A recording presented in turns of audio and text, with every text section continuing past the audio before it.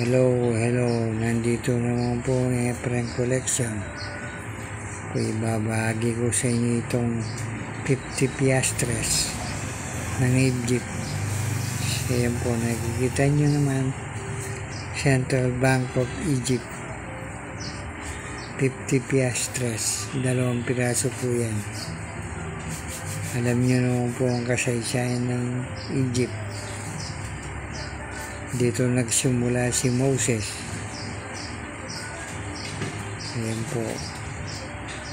Maraming salamat po sa inyong panood ng Efren Collection. Ito po yung 50 piastres ito, hindi masyadong mataas ang value, pero may halaga rin.